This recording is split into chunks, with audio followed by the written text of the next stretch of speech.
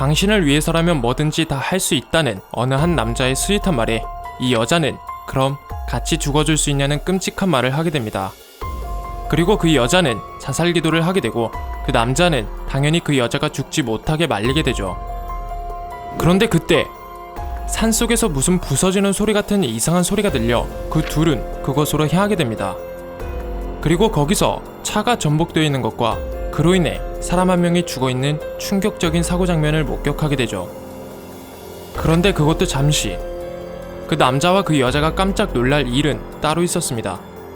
그건 바로 그 차량에서 쏟아진 것으로 보이는 돈, 무려 99억가량의 돈이 들어있는 상자들이 이곳저곳 널브러져 있던 것이었죠. 그래서 그 남자는 신고부터 하려 하지만 그 여자는 주인이 누군지도 모르는 그 돈을 가지고 도망갈 생각부터 하게 됩니다. 도대체 이게 어떻게 된 일일까요?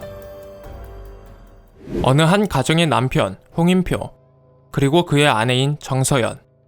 그녀는 말끔하고 젠틀한 남편이 있음에도 불구하고 하루에 청소 알바를 3개씩 하며 하루하루를 전전긍긍 살고 있습니다.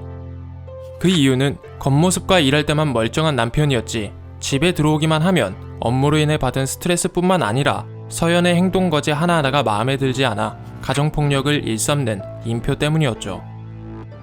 그러나 그녀에게는 그런 지옥같은 하루하루에서 그나마 한 발씩 내디딜 수 있게 만들어주는 원동력 같은 존재가 있었습니다.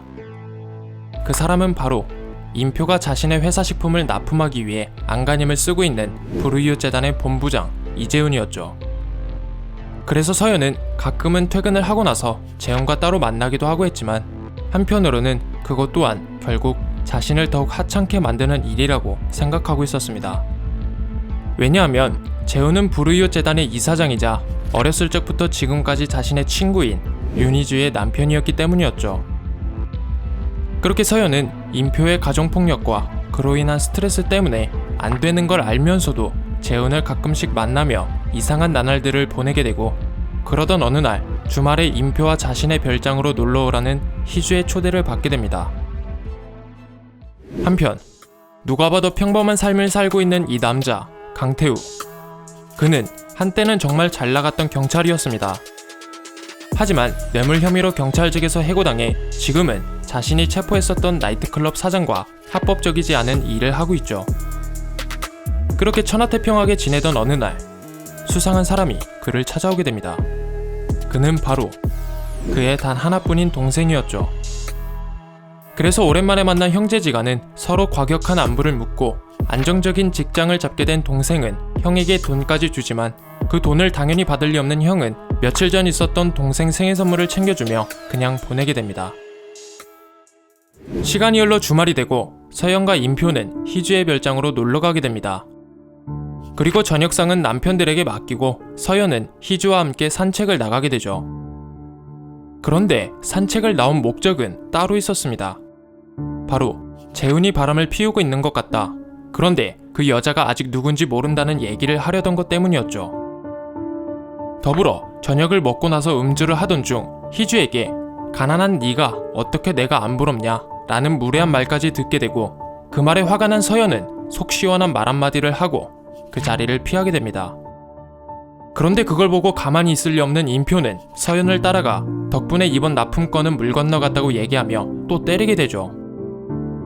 그래서 서연은 모두가 잠들었을 때 자살을 하려 했던 것이었고, 때마침 그걸 재훈이 발견해 그녀의 죽음을 막았던 것뿐만 아니라 주인이 누군지 모르는 돈까지 발견하게 된 것이었습니다. 그렇게 서연은 지금 이 상황을 우리만 알고 있으면 그 누구도 모른다며 그 돈을 가지고 새 인생을 살겠다는 생각을 하게 되고, 재훈은 신고를 하려 했지만 돈을 운반한 사람이 사망하기도 했고 목격자가 없다는 생각 끝에 결국 서연을 도와주기로 마음을 먹게 되죠. 그래서 재훈은 돈을 숨기기 위해 자신의 차를 가지러 별장으로 향하게 되고, 서연은 그 수많은 돈을 허겁지겁 챙기게 됩니다. 그런데 그때 무엇인가를 본 서연은 깜짝 놀라게 되죠.